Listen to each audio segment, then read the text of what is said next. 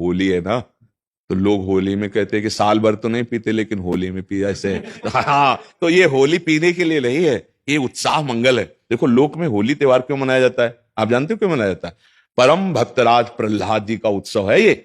जब हिरण्यकश्यप की बहन होलिका ने देखा कि प्रहलाद जी किसी भी तरह से मर नहीं रहे और मेरा भाई निराश हो रहा है, तो उन्होंने हिरण्यकश्यप से कहा, भैया मैंने अग्नि की साधना करके एक शीतल पट प्राप्त किया है कि घोर अग्नि की ज्वाला में मैं बैठ जाऊंगी, मेरा रोम नहीं झुलसेगा और ये जलकर भस्म हो जाएगा, आपको चिंता नहीं करनी। तो ढेर सारी लकड़ियों का एक पहाड़ बनाया गया और उसमें गुफा जैसे में प्रहलाद जी को लेके बैठ गई। वो अग्नि को सिद्ध की हुई थी, पीत जो वस्त्र था ऐसे ओढ़ ले तो अग्नि छुएगी नहीं और प्रहलाद जी भस्म हो जाएंगे, ऐसा पक्का इरादा। आग लगी तो ताकर दूत अनल जय सिरजा, जरा न सोते ही कारल गिरजा। भगवान ने ही तो दायिका शक्ति अग्नि को दी है, तो ऐसी हवा चली कि वो संभाल ही नहीं पाई, प्रहलाद जी को पकड़े थी।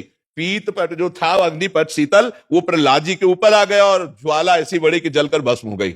होलिका जिसको प्रहलाद जी का बाल बांका ने, और सुबह जो कुछ प्रहलाद जी के पक्ष के भक्त थे कुछ दुष्ट भी थे, दोनों देखने के लिए कि देखें अब तो राख ही मिलेगी, तो वहां देखा सब राख था, प्रहलाद जी शांत भाव से नाम कीर्तन कर रहे थे।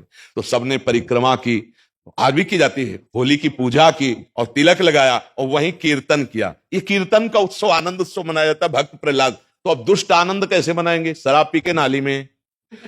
और भक्त कैसे बनाएंगे? गुजिया रबड़ी रसगुल्ला खा करके खूब नाम कीर्तन पद कीर्तन, एक दूसरे को रंग लगाना, गले लगाना। और दुष्ट कैसे लगाते हैं?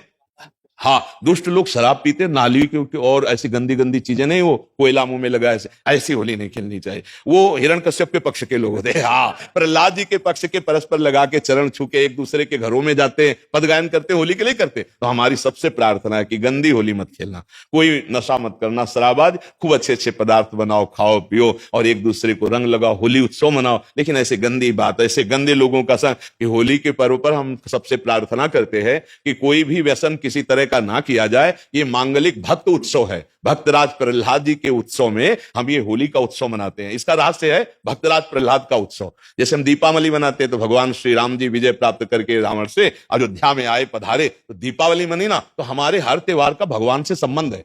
भारतीय संस्कृति का जो त्योहार है वो भगवान से संबंध रखता है। तो भगवान से संबंधित त्योहार में मैं राक्षसों वाली बातें क्यों करे? ये राक्षसी बातें, शराब पीना, एक दूसरे को मारना पीटना, गाली। महाराज जी, इसमें एक प्रश्न है।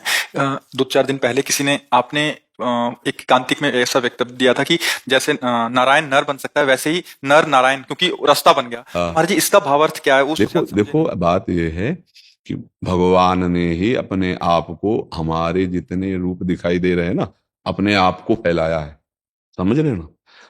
वासना वासुदेवस्य वासितम भुवनत्रयम सर्वभूत निवासोस्मि वासुदेव नमोस्तुते।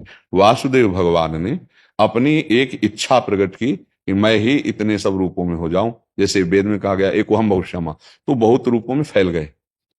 अब इस रूप में आकर हम भूल गए अपने आप को, अपने को मनुष्य मानने लगे, स्त्री मानने लगे, पुरुष मानने लगे। अगर हम लौटे तो देखो, गीध देह तज धरि हरि रूपा, किस रूप में भगवान को प्राप्त हुआ? हरि रूप हुआ ना, आया ना रामायण में, गीध देह तज धरि हरि रूपा।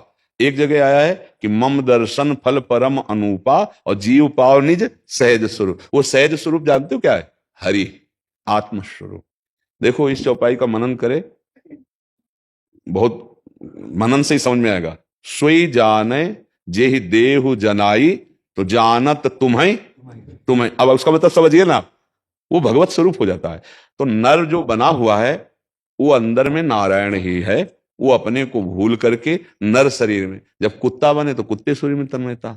हम इसका बहुत सरल उदाहरण देते हैं कि जब आदमी रिक्शा चलाता है, उसको बोले ए रिक्शा, खड़ा हो जाएगा। कुछ दिन बाद वो टैक्सी ले ले तो आप उसको बोले एक रिक्शा, नहीं खड़ा होगा।